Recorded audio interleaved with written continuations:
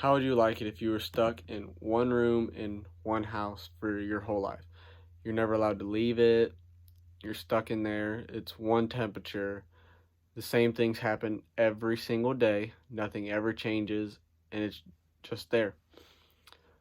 Like, it's not suitable for you. There's not enough room for you. It's not fun. It's not anything how you're supposed to live, but you're still forced to do it. It would be pretty terrible, I would imagine.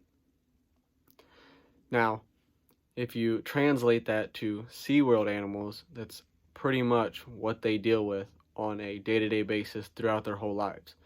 They're stuck in one or two tanks. If they go into a show, then they can leave their sleeping tank, is what they call it, the one they stay in constantly.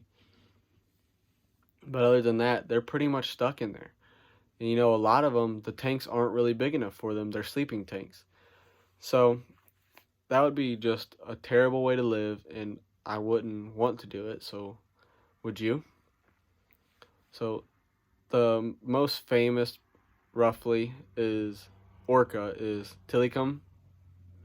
And he was an orca taken from Iceland in November of 1983.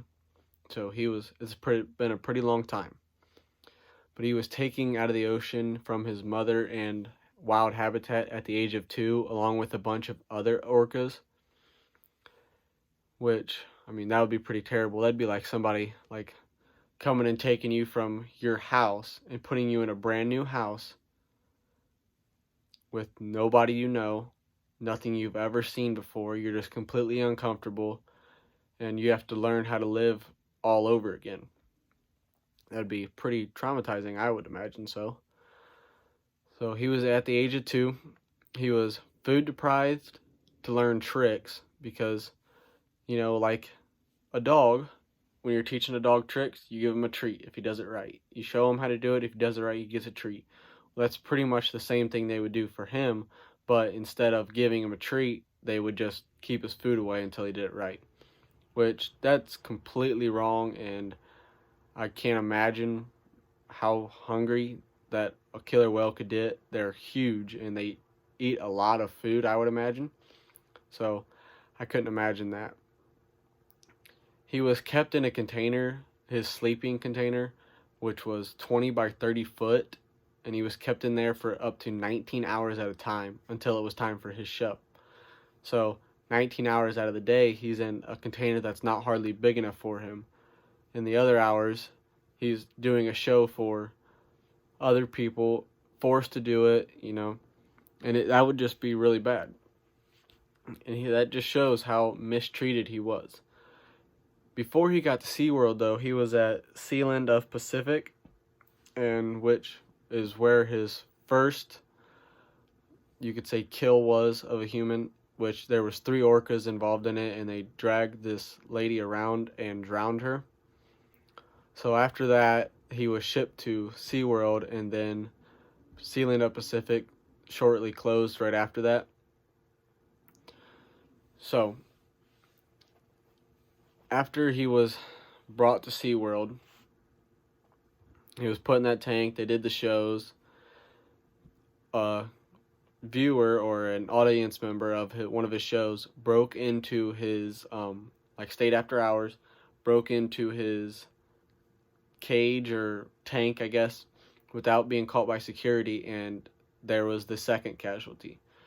So there's only been 4 ever known casualties from killer whales to humans, and Tilikum was associated with 3 of them, which the first one might not have been his fault. There was 2 other orcas, they get in a group, they hunt in groups in the wild, so, you put that together, they're going to think they're hunting.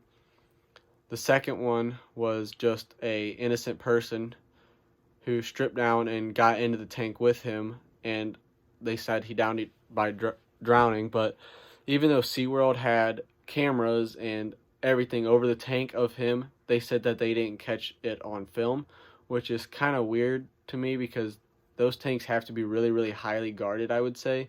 So for them not to have any video of it kind of shifts some wondering in my head. But why would SeaWorld continue to capture and take these animals from the natural habitat? Money. That's plain and simple. It's money.